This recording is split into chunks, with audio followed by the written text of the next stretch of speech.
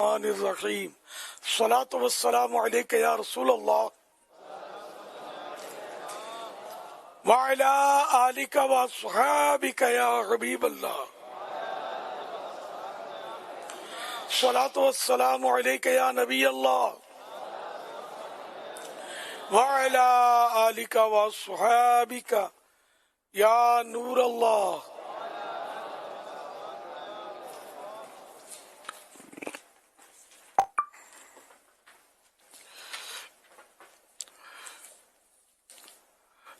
نویت سنت الاعتکاف.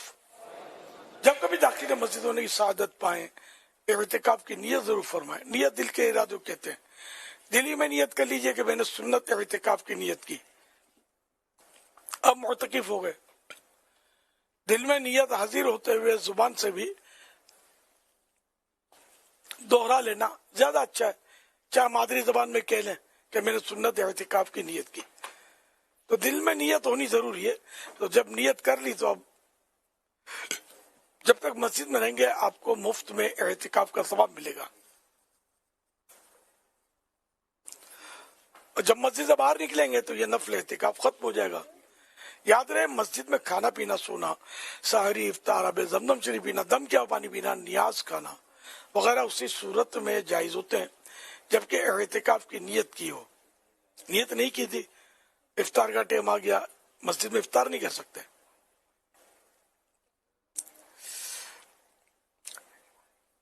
تو اب یہ کہ اعتکاف کی نیت کر لیجئے پھر افطار کر لیجئے.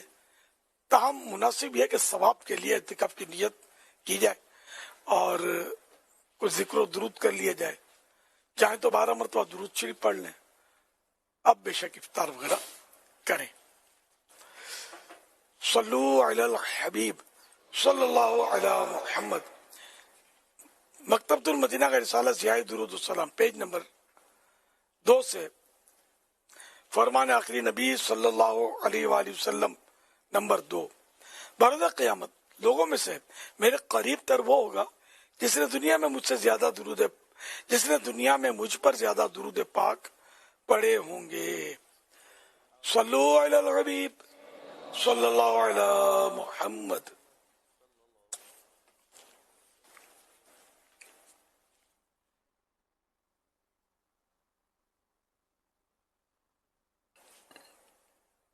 پیارے امیر اہل سنت جذباتی طبیعت کا سلسلہ ہے.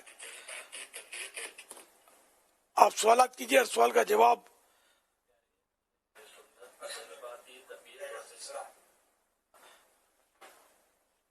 مدنی مذاکرے کا سلسلہ ہے.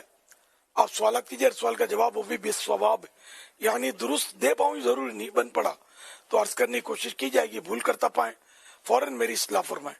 مجھے آئیں بائیں شائیں کرتا اپنے کہے پر بلا وجہ اڑتا نہیں شکریہ کے ساتھ رجوع کرتا پائیں گے انشاءاللہ الکریم. صلو علی الحبیب صلی اللہ علی محمد. پیارے پیارے امیر اہل سنت جذباتی طبیعت اور کیفیت سے باہر کس طرح آیا جائے اور طبیعتوں میں ٹھہراؤ کیسے پیدا کیا جائے.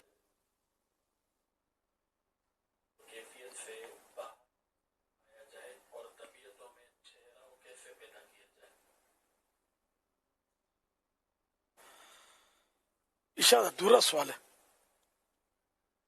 یہ کیا پوچھنا چاہتے ہیں کہ یہ جو جذباتی طبیعت میں جو جذباتی پن آ جاتا ہے یہ جذباتی پن پر کیسے قابو پایا جائے.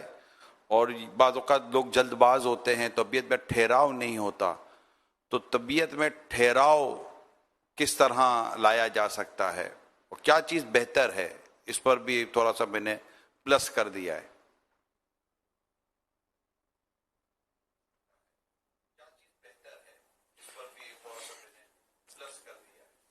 عموماً تو یہ فطرتاً ایسا آدمی کا مزاج ہوتا ہے کہ وہ غصیلا ہوتا ہے جذباتی ہوتا ہے مزاج میں چڑچڑا پن ہوتا ہے.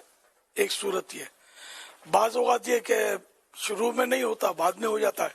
جیسے بڑھاپے میں یہ چیزیں بعض اوقات ہو جاتی ہیں. تو اب یہ کہ ان پر کوشش تو کرنی ہوگی کیونکہ وہ حدیثوں میں ہے نا کہ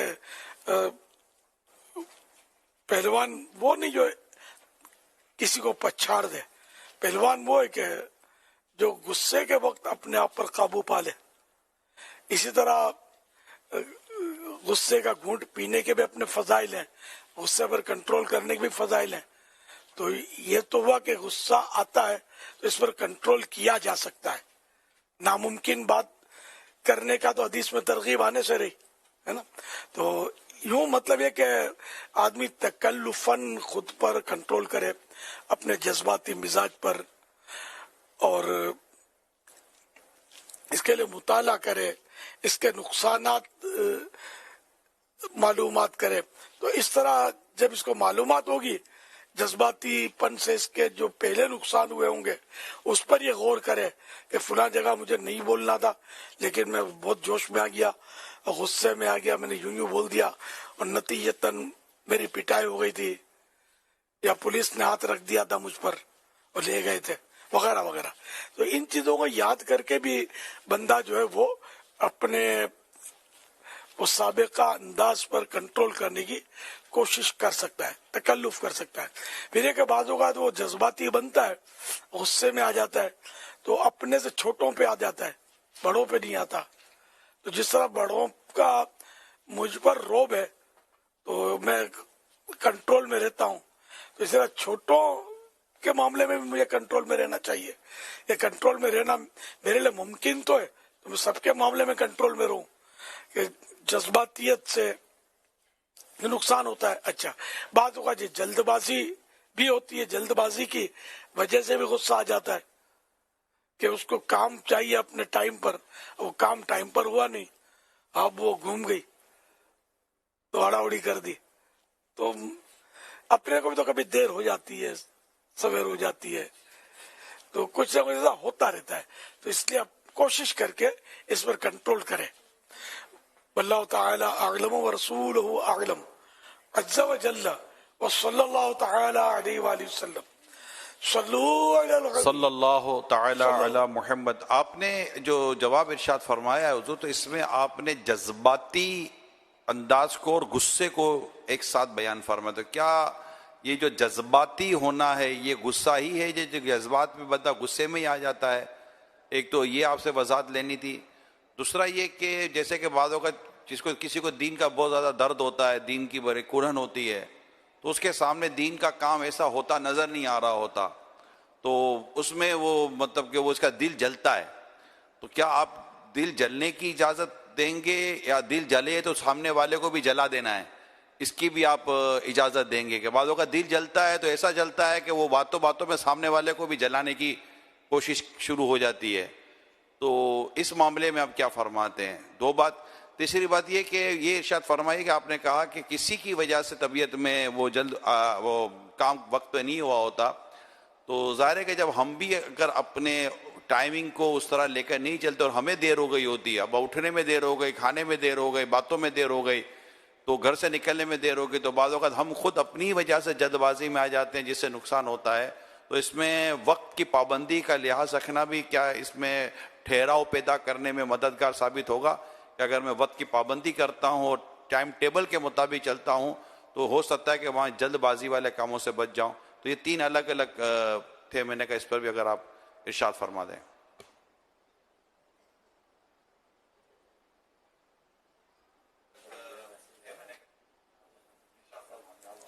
دراصل جذباتی جنرلی طور پر غصے والے کو بولتے ہیں, یا بڑا جذباتی ہے, وہ انہیں غصے والا ہے.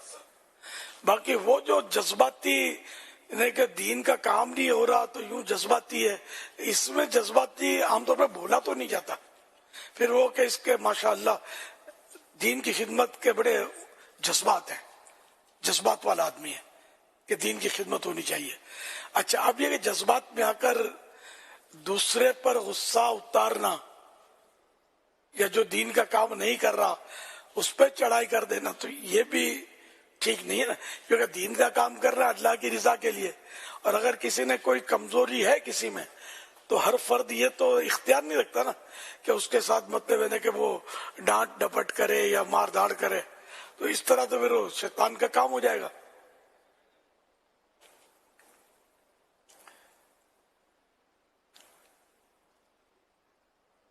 صلو علی الحبیب صلی اللہ علی محمد. امیر اہل سنت سے میرا یہ سوال ہے کہ عورتیں رنگ برنگی اور چست برقعے پہن کر نکلتی ہیں تو انہیں کیسے سمجھایا جائے؟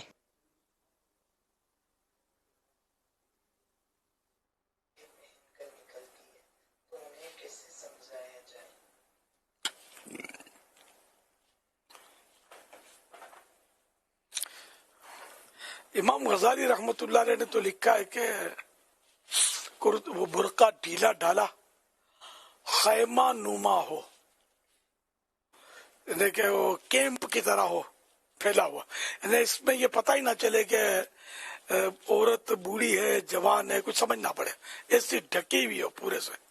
پہلے ہم اس کو ٹوپی برقع بولتے تھے، پہلے عورتیں ٹوپی برقع پہنتی تھی. پھر اس کی صورت مدنی برقعے میں دعوت اسلامی میں جاری ہوئی اور کافی ساری بہنیں پہننے لگی، ابھی پہنتی ہوں گی، مگر اب حالات ایسے ہے کہ وہ ایڈوانس، مطلب خاندان میں اتنا ایڈوانس معاملہ ہے کہ وہ اس طرح اگر برقعے کی کوئی ساخت جو علماء نے بزرگوں نے بیان کر دی اپنی کتابوں میں، اگر اس کو رائج کرنے جاتے ہیں تو اب اسلامی بہنیں قریب آتی نہیں ہیں، اور بہت سارے ان میں خرابیاں ہیں جن کو دور کرنی ہے. تو یوں مطلب یہ کہ ہم نے وہ مدنی برقع بھی اسلامی بہنیں پہنتی تھی، وہ باقاعدہ آفیشلی کو شورا نے پاس نہیں کیا تھا، وہ تاہم یہ چل پڑا تھا، اچھا برقع تھا. پھر یہ کہ ہم نے اس کو کہ بعض اسلامی بہنیں پھر وہی جذباتی سختی کی بھی اطلاعات ملتی تھی. اب ایک ماڈرن عورت ماڈرن معاشرے سے آئی اجتماع میں کسی کی دعوت پر، اب اس کو یہ تو بیچاری نماز تو پڑھتی نہیں ہے اور کوئی اس کو سد تو ہے نہیں دین کی، اب اس کو ایک دم سے مدنی برقع پہنانے کی کوشش کی جائے گی تو وہ کہاں سے پہنے گی؟ ہاں بول لے گی، آئندہ آپ کے پاس آئے گی بھی نہیں، گناہوں میں پڑی رہے گی. تو اس لیے کہ اسی طرح عام عیسائی بھائیوں میں بھی ہمارے یہاں یہ اس طرح کی بات جذباتی عیسائی بھائی داڑھی نہیں رکھتا ہے تو اس کے وہ مطلب یعنی کہ وہ پیچھے لگ گئے داڑھی رکھ. میں تو کئی بار بعض اوقات ایسا ہوا ہے میرے پاس کہ داڑھی کے لیے داڑھی شیوٹے بیچارہ اس کو لے آئے ملا ملن کے اور پیچھے سے اشارہ کر رہے ہیں اس کو. تو کبھی کبھی میں نے بولا اس کو یہ پوچھا یہ نماز بھی پڑھتا ہے کہ نہیں پڑھتا؟ داڑھی ہی نکلوانی ہے، یہاں بول دے گا واپس کہاں سے آئے گا یہ؟ تو یہ کیا انہیں موقع کی مناسبت سے سامنے والے کی نفسیات کے مطابق نیکی کی دعوت دی جانی چاہیے، اور ہر ایک کو اس کا مطلب ادراک ہوتا نہیں ہے. تو یوں پھر ہم نے وہ برقع جو تھا اس کو بھی یہ کر دیا کہ جو خود پہنتی ہے شوق سے وہ بھلے پہنے، ورنہ جون سا بھی برقع پہنے. اور واقعی شریعت میں اسلام میں پردہ ہے کہ عورت اسلامی پردہ کرے، اب وہ چاہے برقعے کے ذریعے کرے چاہے چادر کے ذریعے کرے یا کسی بھی کپڑے کے ذریعے وہ کرے، برقع مدنی اپنے اسلامی پردہ ہونا چاہیے. تو یوں اب طرح طرح کے فیشن کے برقعے نکلے ہیں، میں بھی سمجھتا ہوں، اور ان برقعوں کی وجہ سے یعنی اور خرابیاں بھی پیدا ہوتی ہوں گی کہ برقع تو اٹریکٹیو ہوتا ہوگا، اور اس برقعے میں جو بھی بند ہے تو وہ بعض اوقات اٹریکٹیو نہ ہوتی ہو، لیکن برقعے کی وجہ سے ہو سکتا ہے کہ وہ آفت میں پڑ جائے، فتنے میں پڑ جائے. اب جو سمجھدار ہوگا میری بات سمجھ جائے گا. تو یہ بھی ہوتا ہے، اب کیا کریں، اللہ پاک سب کو نیک توفیق دے. اسلامی پردہ ہماری اسلامی بہنوں کو اسلامی پردہ نصیب کرے. صلو علی الحبیب صلی اللہ علی محمد. میرے علیہ سنت کی بارگاہ میں عرض ہے کہ کیا چاندی کی انگوٹھی کے اوپر سونے کا یا سٹیل کا یا کسی اور دھات کا کوٹ کر کے یا پالش یا پانی چڑھا کر پہننا مرد کو جائز ہے یا نہیں؟ اس کے بارے میں رہنمائی فرمائیں.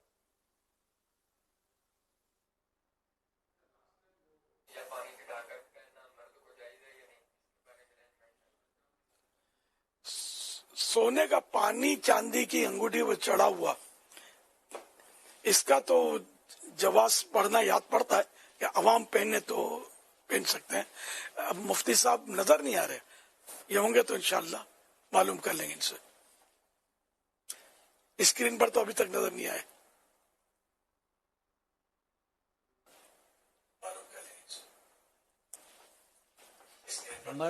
हाँ भाई इरशाद फरमाए. मुलम्मा सोने का अवाम के लिए गालिबन इजाजत है, उलमा बच्चे इससे कि लोग फिर इसको सोने की अंगूठी का जवाब बना लेंगे. जी बापा ऐसे ही है.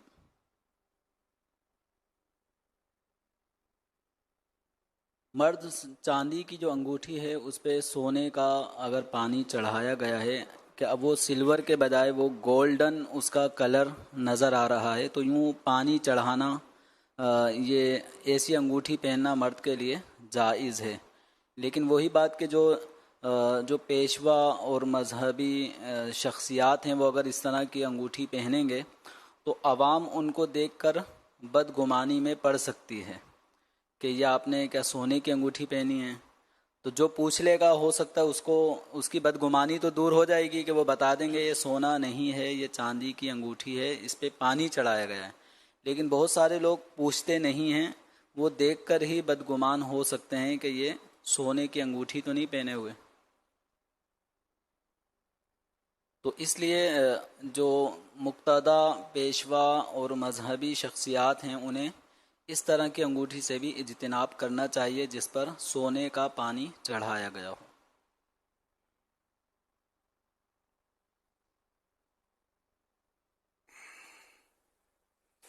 और सवाल ये है कि माहौल हो, जहाँ इस तरह का माहौल हो कि सोने का पानी अंगूठी पर, यानी सोने के पानी वाली अंगूठी, सोने का पानी चढ़ी हुई अंगूठी पहनने का राइज नहीं है, तो वहां भी पहनने से बचना ही समझ में आता है कि बेहतर ये कि बचे. अब जैसे दावत इस्लामी के माहौल में सोने का पानी चढ़ी हुई अंगूठी अगर आप पहनेंगे 10 मुबल्लिग को काम मिल जाएगा. आप समझाते रहेंगे, फिर आपको वजाहतें करनी पड़ेंगी कि ये फला मदनी मुज़ाकरे में यूं बात हुई थी.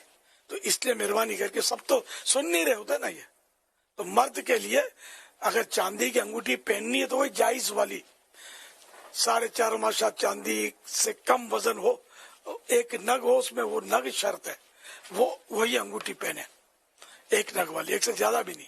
और जब सोने के पानी चढ़ाने वाली है ना, उसमें भी ये शराइत तो मौजूद रहेंगी कि चांदी की अंगूठी वही हो जिसका वजन शरीयत ने मुतय्यन किया हुआ है, तो सोने का पानी. तो वैसे अब इतना सोने का पानी राइज नहीं है, तो चांदी की अंगूठी भी ये मजहबी लोग ये समझ कर पहनते होंगे, हर तरह की चांदी की अंगूठी पहन लेते होंगे बास लोग कि जायज है, हर तरह की जायज नहीं है, वरना सोने के पानी वाली शायद राइज नहीं है. अब तो लोग वो पहनते हैं आर्टिफिशियल अंगूठियां, और वो भी जायज नहीं है मर्द के लिए. आर्टिफिशियल धात की अंगूठियां, मेटल की अंगूठियां, जो जायज अंगूठी है उसकी पहनने की भी फजीलत नहीं है.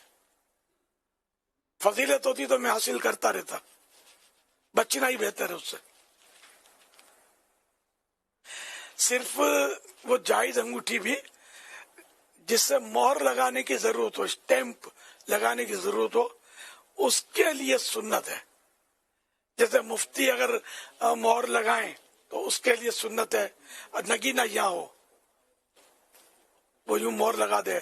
काजी मीनिंग जज, वो मोहर लगाते हैं अगर अंगूठी से, तो उसके लिए सुन्नत है कि वो इससे यूं मोहर लगाए. तो अब ये कहीं देखा नहीं है कि कोई मुफ्ती साहब या कोई काजी साहब इस सुन्नत पर अमल करते हो, नहीं वो नहीं है, नहीं करते तो गुनाहगार भी नहीं है. अब एक से एक स्टैंप आ गई है, वो लगाई, ठप्पा मारा, आसान होता है, तो यूं चल रही है. तो ऐसी सूरत में ये कहे काजी या मुफ्ती साहब के लिए भी वो अंगूठी जो जायज है, जायज तो है, पहनना बेहतर नहीं है, जबकि मोहर वाली नहीं है. वैसे ही जैसे लोगों में राइज है, तरह तरह के लोग तो इसमें वो बोलते हैं कि इसका तावीज है, तो इसमें उसका तावीज है, वो बोल रहे होते हैं, और अंगूठियां बिक रही होती हैं. میں فتوے مسئلے انہی کے بیان کر رہا ہوں جن کی طرف تعویذ منسوب کیے جاتے ہیں.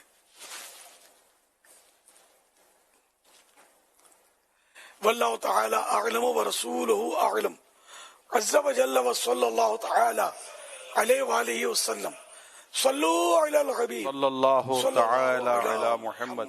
پچھلی دفعہ ہمارے یہاں ایک مسئلہ ڈسکس ہوا تھا کہ وگ لگانا اور پھر یہ کہ اپنے ہی بال نکال کر ہی جہاں گنج پن ہے وہاں بال لگا دینا اور پھر وہاں سے پھر بال آ جانا. تو اس پر جو مسئلہ بیان ہوا تھا کہ انسان کے بال لگانے کی اجازت نہیں ہے اگرچہ اپنا ہی بال کیوں نہ ہو. ابھی لاہور میں ملاقات کے دوران اجتماع کے بعد جب ملاقات ہو رہی تھی تو اسی دوران ایک اسلامی بھائی آئے اور انہوں نے آ کر کہا کہ وہ پچھلی دفعہ مدنی مذاکرے میں نے یہ موضوع یہ بیان سنا تو مجھے تو نہیں پتا تھا کہ اس کی منع ہے, تو میں اپنے یہاں ہی کے بال نکال کر میرے لگائے گئے ہیں اور اب پتہ چلا کہ یہ اب اس کی یہ تو ناجائز تھا, یہ اجازت نہیں تھی, تو اب میں تو لگا چکا ہوں, اب میں کیا کروں, اب میرے لیے کیا حکم ہے. اب میں مدنی مذاکرہ دیکھوں گا تو آپ ضرور پوچھنا میری طرف سے کہ اب میں کیا کروں. تو میں کہا میں پوچھ لوں, مجھے یاد آ گئے بیچارے اتنی لمبی لائن میں ملاقات کر کے آئے تھے یہ بتانے کے لیے اب میں کیا کروں. نکلیں گے تو نہیں, یہ اگا دی ہے نا, تو جیسے کہ وہ ٹک ٹاک بناتے ہیں اور ٹک ٹاک آسانی سے نکلتا ہے یا تھوڑی سی تکلیف سے نکلتا ہے معمولی, جیسے بعض معمولی تکلیفیں ہوتی ہیں کہ سوئی چبھتی ہے اس طرح نہیں انجیکشن لگتا ہے تو نکال دے, ورنہ یہ کہ آپریشن کروائے اس کی تو ظاہر ہے کہ بہت تکلیف ہو جاتی ہے اس میں, تو معاف ہے توبہ کرے. اس میں بھی بازار تو یہی سمجھ میں آتا ہے کہ اگر اس کا آپریشن کروانا پڑتا ہے اور کوئی لمبی چوڑی تکلیفوں کا سامنا ہے تو گناہ کر لیا, اس سے توبہ کرے. مفتی صاحب جیسے فرمائیں. جی ہاں, توبہ کرنے کا ہی حکم ہے. صورت میں اپنے اس گناہ سے توبہ کریں.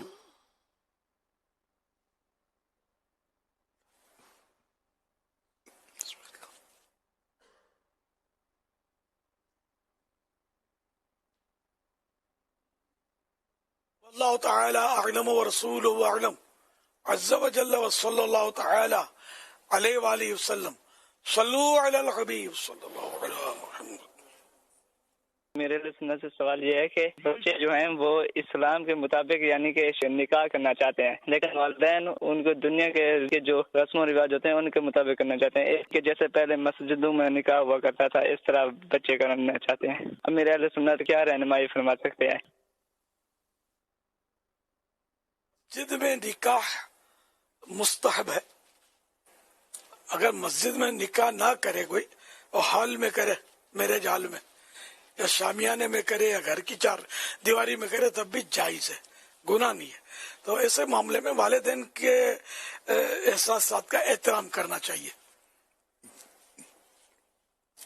اگر سے مسجد ہی کی بات ہے تو باقی اگر کوئی ناجائز رسموں کا والدین کہتے ہیں کہ جیسے کہ وہ معاذ اللہ فنکشن کریں گے جس میں ڈانس ہوں گے اور جو کرتے آج کل فنکشن گناہ بھرے, تو والدین اس کا کہہ رہے ہیں تو ظاہر ہے کہ اولاد کو چاہیے کہ اس میں والدین کا ساتھ نہ دے اور سمجھائے ان کو کہ یہ گناہ کے کام ہے, میں اس میں نہیں کروں گا. واللہ تعالی اعلم ورسولہ اعلم عز وجل وصلی اللہ تعالی علیہ وآلہ وسلم. صلو علی الحبیب صلی اللہ علی محمد. امیر اہل سنت کی بارگاہ میں عرض ہے, جب کوئی عاشق رسول مدینہ المنورہ حاضر ہوتا ہے سلام کے لیے تو ہم نے یہ سن رکھا ہے علماء سے کہ نبی کریم صلی اللہ تعالی علیہ وسلم اس سے پہلے کہ امتی سلام کرے, نبی پاک صلی اللہ علیہ وسلم کا اب بھی طریقہ کار یہ ہے کہ آپ صلی اللہ علیہ وسلم سلام میں خود پہل کر دیتے ہیں. تو امیر علیہ سنت یہ ارشاد فرمائے گا کہ اگر اللہ پاک نصیب کرے حاضری مدینہ تو ہم نے سلام تو کریں گے, تو کیا جواب جو نبی کریم صلی اللہ علیہ وسلم سلام کر دیتے ہیں تو اس کے جواب اگر ہم دیں تو کیا یہ کچھ بے ادبی تو نہیں ہوگی؟ اس کے بارے میں آپ کیا بندی ارشاد فرماتے ہیں؟ جذب القلوب میں شیخ عبدالحق محدث دہلوی رحمۃ اللہ علیہ نے لکھا ہے کہ ظاہر سلام عرض کرے اس سے پہلے سرکار صلی اللہ علیہ وسلم کے سلام سے مشرف ہو چکا ہوتا ہے. ظاہری حیات میں بھی عادت مبارکہ تھی, سلام میں پہل کرتے تھے, تو اب بھی ہے کہ سرکار تو حیات ہیں, حیات النبی صلی اللہ علیہ وآلہ وسلم, لیکن ظاہر کو چونکہ یہ آواز تو آ نہیں رہی, تو ظاہر تو اپنے حساب سے سلام کرے گا اور کرنا ہی ہے اس کو. اب وہ جواب کی آواز نہیں ہے, اس لیے اب ظاہر کو کچھ اور کہنا تو ہے نہیں جواب کے تعلق سے. سلام عرض کرے, دعائیں مانگے, جو بزرگوں نے طریقے لکھے ہیں, رفیق الحرمین میں بھی طریقہ سلام عرض کرنے کا لکھا ہے, ہم اسی پر رہیں. صلو علی الحبیب صلی اللہ علی محمد.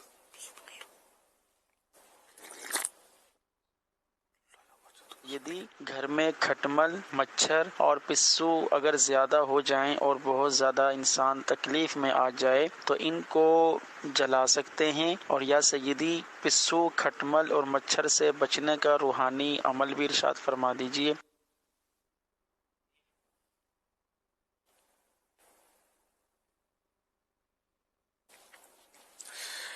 یہ کھٹمل وغیرہ کو جلانا تو منع ہے, کیونکہ یہ آگ کا عذاب ہے, اور آگ کا عذاب ہمیں دینے کی اجازت نہیں ہے. کسی جانور کو یا کسی چیز کو جلایا نہ جائے. البتہ یہ کھٹمل, پسو وغیرہ جو بھی ہیں, اس کو دوائیں چھڑکی جاتی ہیں, اس پر دواؤں کے ذریعے گزارا کیا جائے. اب تو ایک سے ایک دوائیں آتی ہیں, تو اگر ان دواؤں کے ذریعے کام چلائیں گے تو انشاءاللہ یہ کہ ترکیب بن جائے گی, پروپر دوا ہو اور اچھی کمپنی کی دوا ہو نا, کہ جو مؤثر ہو, تو کام دکھائے گی انشاءاللہ. پرانے مکانات میں یہ کھٹمل وغیرہ ہوتے ہیں, نئے مکانات میں نہیں ہوتے. لکڑی کے, جس میں پہلے لکڑی کا کام ہوتا تھا مکان کے اندر زیادہ, اور کھوکھلے ٹائپ کی دیواریں, ان میں کھٹمل وغیرہ وہ زیادہ ان کو چھپنے کا موقع ملتا, پنپنے کا موقع ملتا, بڑھنے کا موقع ملتا. اور جو لینتھر کے مکانات ہوتے ہیں نئے نئے, ان میں عام طور پہ یہ ان کی پیداوار نہیں ہوتی. مکان جب بنائے, لیکن ظاہر ہے کہ گھر بدلنا آسان تو نہیں ہے. مکان جب بنائے جاتے ہیں تو جو بھی اپنے نئے مکان بناتے ہیں تو بیسیکلی ایسا بھی ہوتا ہے کہ مکان بنانے کے بعد ایک اسپرے بھی کروا لیا جاتا ہے, اور وہ اسپرے سے بھی بسا اوقات لکڑی اور بعض جگہوں پر تحفظ رہ جاتا ہے. تو یہ اس طرح کے جو بھی کھٹمل, مچھر یا دیمک وغیرہ سے بچت کے لیے اس طرح کی دوائیاں استعمال کی جاتی ہیں. پچھلے دنوں وہ سبق آموز خبریں کی تیاری میں ایک ایسی خبر آئی تھی جس میں دواؤں کے استعمال کی وجہ سے گھر میں کچھ بچوں کو آزمائش ہو گئی تھی اور وہ فوت بھی ہو گئے تھے. تو اس پہ میری ڈاکٹر سے مشورہ ہوا تھا, تو یہ تھا کہ عموماً یہ دوائیں جو ہوتی ہیں کھٹمل, مچھر اس طرح کے مارنے کی, تو اس کا انداز وہی ہوتا ہے کہ یہ انسان کو کوئی اتنا نقصان نہیں پہنچاتی کہ وہ اس کو بھی کوئی معاذ اللہ کوئی ایسی ہلاکت یا کوئی ایسی بڑی پریشانی ہو جائے.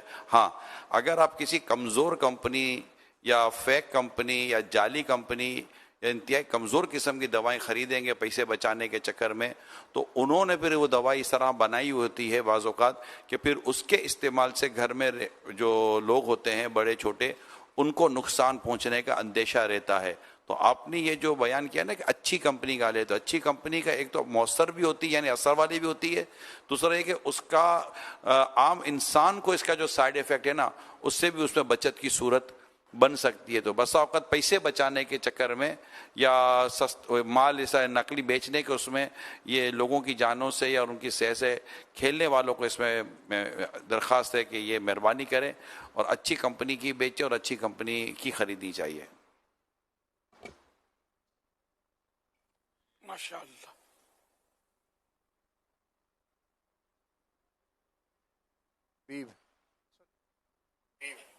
امیر علیہ سنت لوگ سفر کے مہینے کو منحوس سمجھتے ہیں, اس میں سفر وغیرہ سے گریز کرتے ہیں, اور سفر کے مہینے کو منحوس لوگ کیوں سمجھتے ہیں, اس کے متعلق رہنمائی فرما دیں.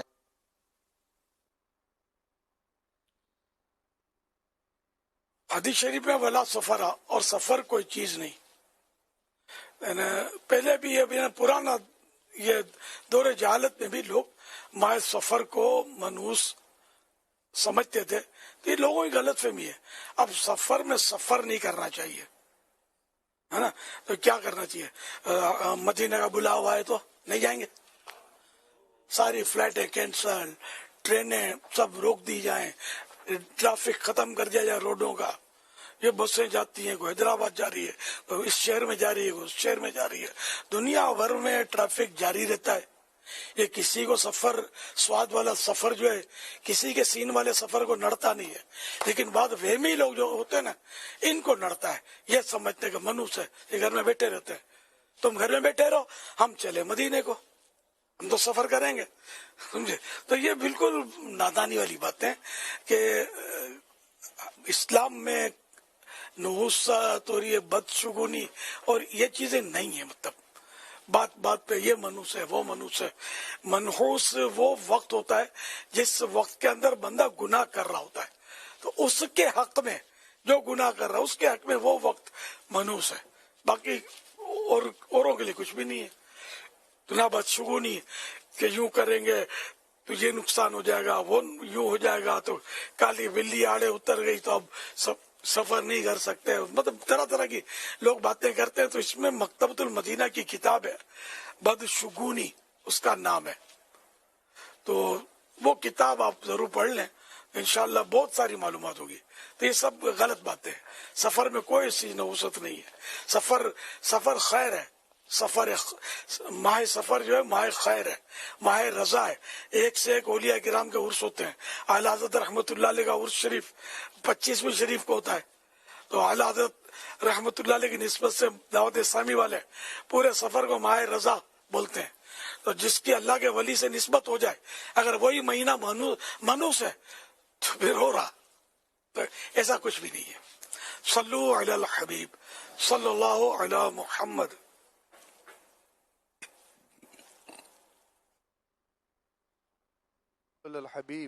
صلو علی الحبیب صلی اللہ تعالی علی محمد.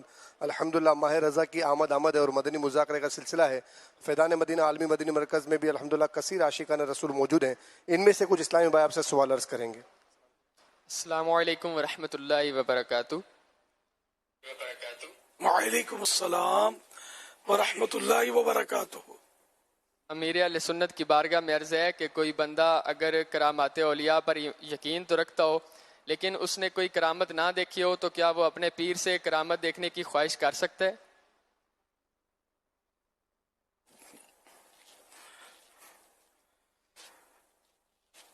اس میں یہ کہ رسک ہوتا ہے. اگر پیر کرامت نہ دکھاوے تو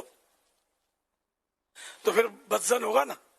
تو اس لیے مطلب وہ اعلیٰ حضرت نے فرمایا فتح باب نہ چاہے، نہ دروازہ کھلنے کی وہ ڈیمانڈ نہ کرے، مطالبہ نہ کرے. کہ بعض اوقات یہ کہ اچھا پیر کو لوگ سمجھتے ہیں کہ ولی ہونا چاہیے اس کا. تو یہ ذہن میں رکھیں کہ پیر کے لیے ولی ہونا شرط نہیں ہے، اور ہر ولی پیر نہیں ہوتا. ولی کے لیے پیر ہونا شرط نہیں ہے. پیر کی 4 شرطیں ہیں کہ وہ سنی پکا ہو، صحیح العقیدہ سنی اعلیٰ حضرت فرماتے ہیں، عالم ہو، اور اس کا سلسلہ سرکار صلی اللہ علیہ وسلم سے ملتا ہو. یعنی سلسلہ طریقت میں، اولاد میں نہیں، نسب میں نہیں، تو ملتا ہو سلسلہ. اور فاسق معلن علل اعلان فسق نہ کرتا ہو. یہ 4 شرطیں اعلیٰ حضرت رحمۃ اللہ علیہ نے لکھی ہیں. اس میں کہیں ولایت کا تذکرہ نہیں ہے. تو اب یہ کہ پیر کرامت کہاں سے دکھائے گا اگر ولی نہیں ہے تو؟ اچھا پھر ہر ولی کرامت ہی دکھائے یہ بھی ضروری نہیں ہے. کہ بہت سارے اولیاء کرام ایسے ہوتے ہیں جن کو اپنی ولایت کا علم نہیں ہوتا، پتہ ہی نہیں ہوتا. نہ پیر کی کسوٹی ہے کہ وہ کرامت دکھائے تو ہی پیر. تو پھنس جاؤ گے یار. پھنس جاتے لوگ کہ بعض بابا جی ہوتے ہیں، شعبدہ باز قسم کے لوگ ہوتے ہیں، وہ ایسی انہونی ٹائپ کی باتیں بتا دیتے ہیں. استدراج جس کو بولتے ہیں، بندے ہے اس کے جال میں پھنس جاتے ہیں. پھر یہ کہ ہم تو ڈوبے سلام تم کو لے ڈوبیں گے، ان کے ساتھ ڈوب مرتے ہیں. تو اس لیے مطلب یہ کہ مین شریعت کی پابندی ہے، اور وہ جو میں نے 4 شرطیں عرض کی وہ 4 شرطیں اس میں پوری ہونی چاہیے. واللہ تعالی اعلم ورسولہ اعلم عز وجل وصلی اللہ تعالی علیہ وآلہ وسلم.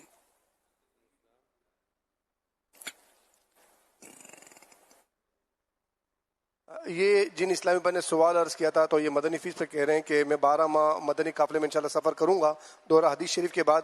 اگر امیر اہل سنت کوئی مزید ارشاد فرما دے تو میں اس پہ بھی انشاءاللہ سفر کرنے کی مدنی فیس دینے کے لیے تیار ہوں. یہ کیا کیا دے رہے ہیں؟ میں تھوڑا توجہ نہیں رہی میری. دورہ حدیث شریف کے طالب علم ہیں 12 ماہ مدنی قافلے میں یہ انشاءاللہ سفر کریں گے. دورہ حدیث شریف کے بعد ثالثہ کے بعد خامسہ کے بعد انشاءاللہ یہ سفر کریں گے. اور اگر مزید آپ کچھ ارشاد فرما دیں تو یہ اس پر بھی مدنی فیس دینے کے لیے تیار ہیں. میں تو مدنی قافلے والا ہوں. میں اگر بول دوں آپ بھی سے بیٹھ جاؤ تو پھر یہ مشکل ہو جائے گا ان کے لیے. تو بھلے خامسہ پورا کر لیں کیونکہ اب خامسہ کا کافی سفر یہ کر چکے ہیں. البتہ یہ کہ ان کو یہ فیسلٹی مل سکتی ہے کہ ابھی سے اگر یہ سفر شروع کر دیتے ہیں تو 12 ماہ کے بعد پھر یہیں سے ان کا خامسہ اسٹارٹ ہو سکتا ہے. پچھلا جو پڑا ہے وہ رائے گا نہیں جائے گا, اسٹارٹ ہو سکتا ہے اس سے. اس میں دیکھ لیں آپ اپنی جو مجلس ہے اس سے مشورہ کر لیں. تو یہ کہ بولتے ہیں کل کا کام آج کا کام کل پہ مت ڈالو, کل دوسرا کام ہوگا. پھر کل منقلب ہوتا رہتا ہے, دل بدلتا رہتا ہے.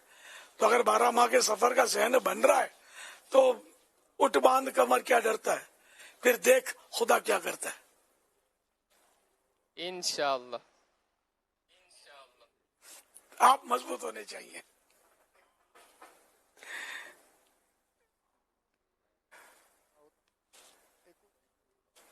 صلو علی الحبیب صلی اللہ علیہ محمد. ایک اور اسلام میں آپ سے سوال عرض کریں گے.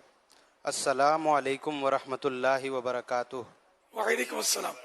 وہ معاف کیجیے گا وہ سوال کے ساتھ کچھ میرے کو مدینہ ایڈٹ کرنا ہے, ایڈجسٹ کرنا ہے. وہ سیدنا غوث اعظم رحمت اللہ علیہ فرماتے ہیں ولی کی کرامت یہ ہے کہ اس کا ہر فعل نبی کریم صلی اللہ علیہ وسلم کے قول یعنی ارشاد کے قانون پر ٹھیک اترے. حوالہ بہجت الاسرار پیج نمبر 39.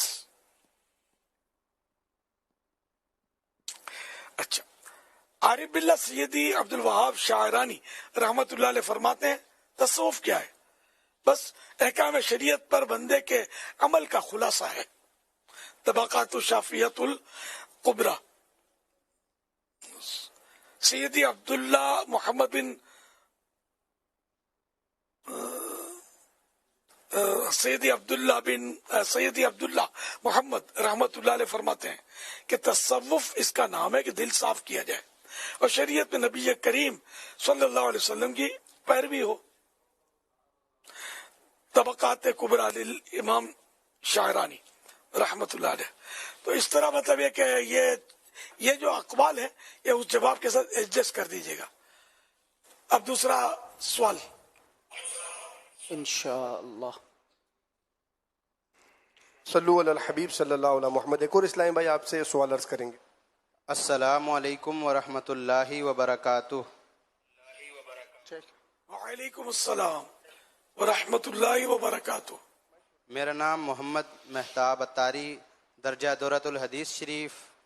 میرا سوال امیر اہل سنت دامت برکاتہم العالیہ کی بارگاہ میں عرض ہے کہ ہمارے آزاد کشمیر میں موسم گرما میں اور موسم سرما میں لوگ اپنا گھر منتقل کرتے رہتے ہیں. موسم گرما میں ٹھنڈی جگہ اور موسم سرما میں گرم جگہ پر منتقل کرتے ہیں, لیکن کچھ تاریخ ایسی ہوتی ہیں کہ ان میں وہ لوگ اوپر نیچے منتقل نہیں کرتے, جیسے 3, 13, 23, 8, 18, 28. ان تاریخوں کو وہ منحوس سمجھتے ہیں.